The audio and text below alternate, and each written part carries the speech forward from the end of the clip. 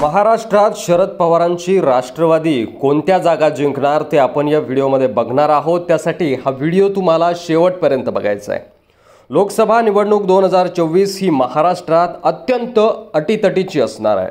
भाजपच्या आक्रमकपणे राजकारणाला विरोध करण्यासाठी त्यांचे विरोधक हे अत्यंत ताकदीने एकत्र आल्याचं दिसत आहे।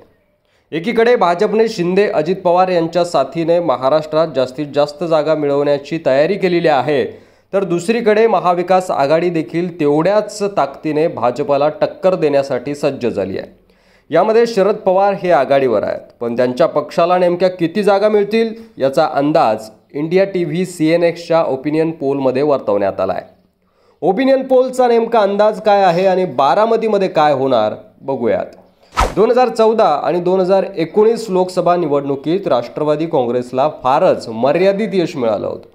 2024 ही निवडणूक शरद पवारांसाठी अधिकच निर्णायक आहे। कदाचित ही त्यांची शेवटची निवडणूक असेल, कारण की त्यांच्या पक्षात फूट पडल्यानं त्यांना नाव आणि चिन्ह हेही देखील गमवावं लागलंय, त्यामुळे देखील ती महत्त्वाची आहे।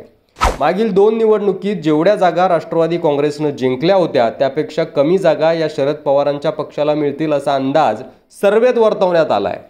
महाराष्ट्रात केवळ 3च जागांवर पवारांचा पक्ष विजयी होईल असा अंदाज इंडिया टीव्ही CNXच्या ओपिनियन पोलमध्ये वर्तवण्यात आले आहेत। त्या जागा कोणत्या आहेत त्या देखील बघणार आहोत। धक्कादायक बाब म्हणजे सर्वेत असंही म्हटलं आहे की बारामतीत देखील शरद पवारांच्या पक्षाला पराभवाचा धक्का सहन करावा लागू शकतो।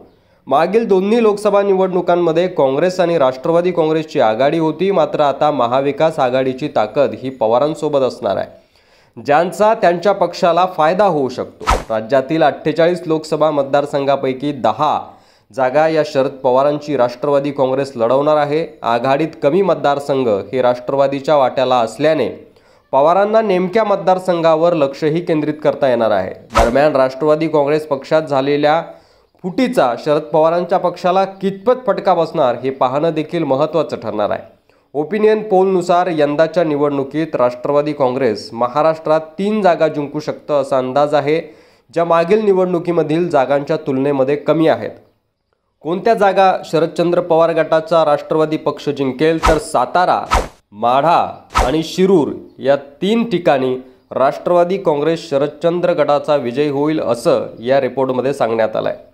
तुम्हाला काय वाटतंय, राष्ट्रवादी काँग्रेस शरदचंद्र पवार पक्ष यांना महाराष्ट्रात किती जागा जिंकता येतील आणि त्या कोणत्या असतील?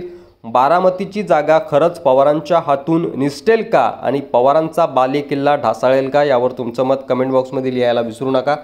आणि अशीच संबंधित व्हिडिओ पाहत राहण्यासाठी आपल्या चॅनलवर नवीन असाल तर सबस्क्राईब करा, व्हिडिओ जास्तीत जास्त शेअर करा।